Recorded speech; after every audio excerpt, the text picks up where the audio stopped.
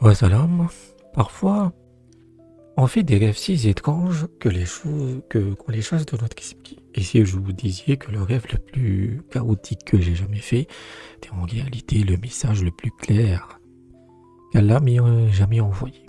Si ça vous intéresse, soutenez cette vidéo avec un petit like, c'est un geste simple qui m'aide énormément.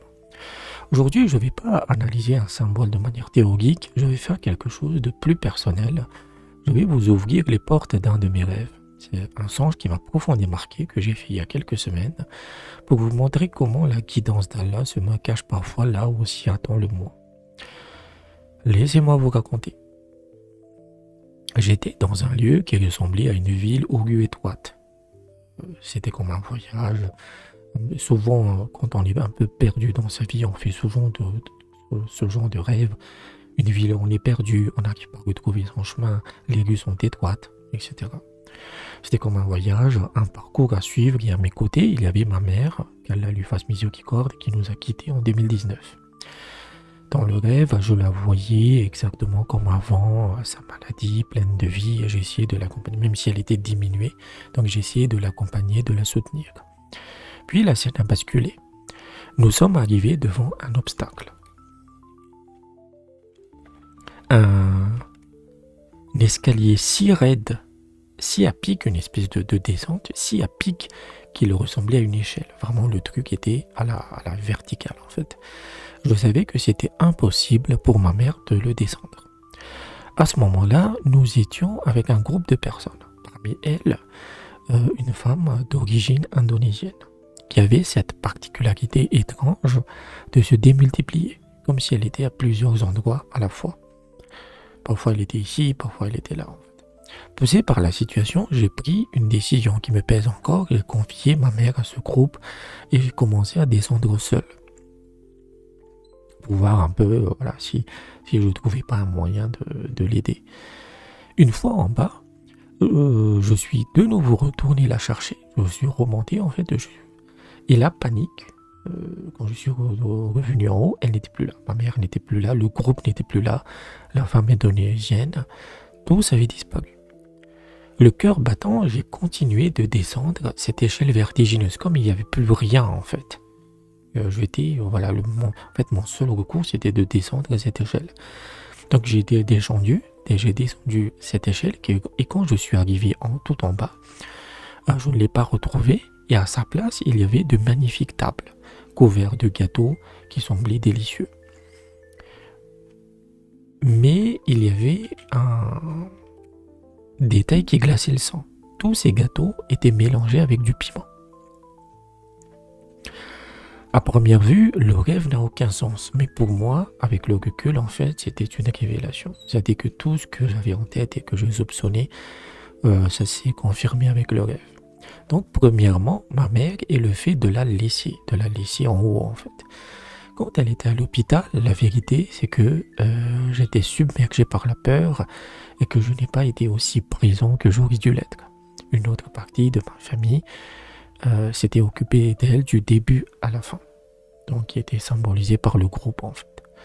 Le rêve ne faisait que me montrer que ce que mon cœur savait déjà. Cet instant où je la laisse avec ce groupe était le miracle de ma propre impuissance, et c'était une erreur. C'est-à-dire que j'aurais pas dû le laisser, surtout avec ce groupe-là en fait. Deuxièmement, l'escalier et ma descente. Cette échelle terrifiante en fait, c'est ma vie. Ma continuation de ma vie après sa mort, après la mort de ma mère. Une chute brutale sur le plan financier, professionnel, tout s'est effondré. Le rêve m'annonçait cette épreuve, cette descente douloureuse. Troisièmement, c'est gâteau au piment. Mais où est l'espoir? Parce que là, c'est un peu la cata. En fait, l'espoir, il est là sur ces tables. Les gâteaux sont le risque. Le gâteau, c'est ma subsistance qu'Allah me promettait après l'épreuve. C'était un signe que les choses finiraient par s'arranger, mais le piment est le rappel sage d'Allah. La douceur de la vie sera toujours et parfois mêlée d'amertume. La guérison ne signifie pas l'oubli. Et enfin, le symbole le plus personnel et le plus marquant, en fait, il y avait deux symboles vraiment marquants dans le rêve que vous ne pouvez pas oublier, l'échelle Et la femme indonésienne, qu'est-ce qu'elle représente? Donc pourquoi elle? Simplement parce que juste avant le rêve, j'avais regardé des vidéos sur l'Indonésie. Mon esprit a utilisé cette image pour représenter le mal occulte que je soupçonnais. Des choses étranges qui se sont passées chez nous avant sa maladie. C'est-à-dire que c'est un truc que j'ai toujours soupçonné en fait. Parce que la maladie était très étrange, très brutale. Et il y avait vraiment des signes étranges chez nous, notamment des insectes absolument répugnants dans la douche et tout.